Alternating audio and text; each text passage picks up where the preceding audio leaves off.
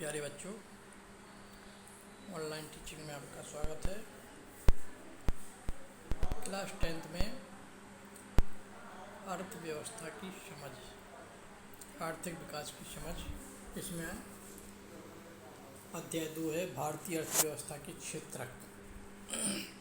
यानी हमारी अर्थव्यवस्था के कितने क्षेत्र होते हैं उनके बारे में दिखाया गया है। सबसे पहले आर्थिक विकास के क्षेत्र, जो ये चित्र दिए गए चित्रों के माध्यम से हम इसके बारे में समझ सकते हैं। जो नीचे चित्र दिए गए हैं इसमें आप लोगों को विभिन्न आर्थिक गतिविधियों के कार्यरत पाएंगे। कौन क्या कार्य कर रहा है, कोई ईंटा पात रहा है, कोई कपड़े बेच रहा है और कोई मिट्टी के बर्तन बेच रहा है, कोई कुछ कर रहा है। इस तरह से सबके अलग अलग कार्य हैं, उसके हिसाब से यानी आर्थिक विकास हो रहा है। ये गतिविधियां हमारे चारों ओर हर समय संपादित होती हैं, यहाँ तक कि हमारे बोलने में भी। हम इन गतिविधियों को कैसे समझ सकते हैं? इन्हें समझने का एक तरीका यह भी है कि कुछ महत्वपूर्ण मापदंडों के आधार पर इन्हें विभिन्न समूहों में वर्गीकृत कर दिया जाए। इन समूहों को क्षेत्रक भी कहते हैं। उद्देश्य और किसी महत्वपूर्ण मानदंड के आधार पर इन्हें अनेक तरीकों से वर्गीकृत किया गया है, यानी कई वर्गों में इसको बांटा गया है। इसमें विभिन्न प्रकार के जो आर्थिक क्रियाएं हो रही हैं गतिविधियों में प्रारंभ करते हैं। तो कौन कौन सी गतिविधियां हैं?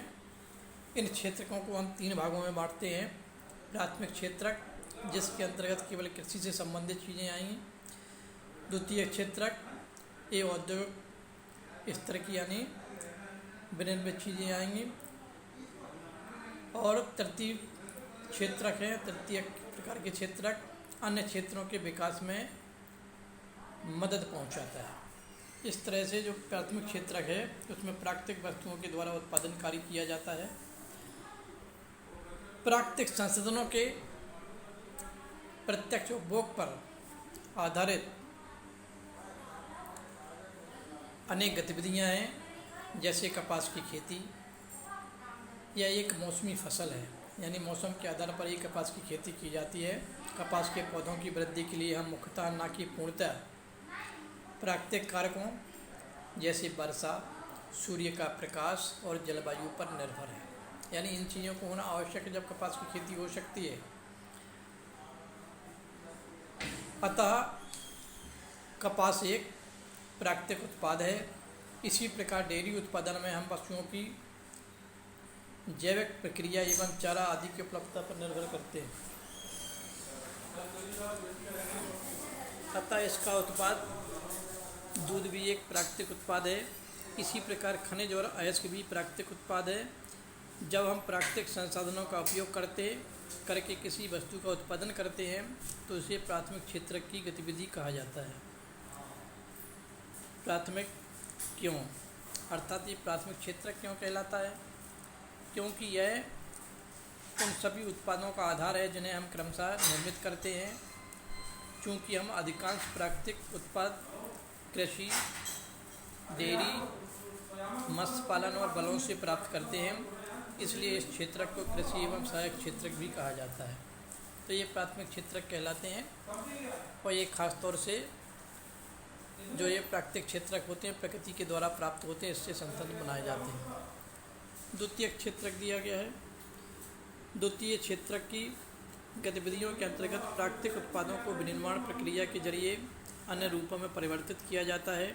यह प्राथमिक क्षेत्रक के बाद अगला कदम है। यहाँ वस्तुएं सीधे प्रकृति से उत्पादित नहीं होती बल्कि निर्मित की जाती हैं। डायरेक्ट उनका संबंध प्रकृति से नहीं होता है, उनका निर्माण किया जाता है। इसलिए विनिर्माण की प्रक्रिया अपरिहार्य है। ऊपर फेर दो जरा इस पर।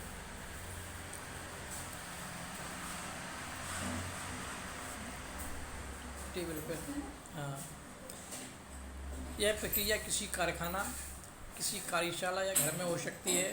जैसे कपास के पौधे से प्राप्त रेशे का उपयोग कर हम सूत काटते हैं और कपड़ा बुनते हैं।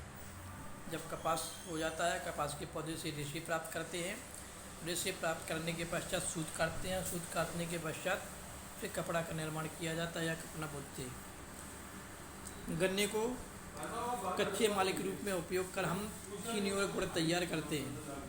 हम मिट्टी से ईंट बनाते हैं और ईंटों से घर और भवनों का निर्माण करते हैं।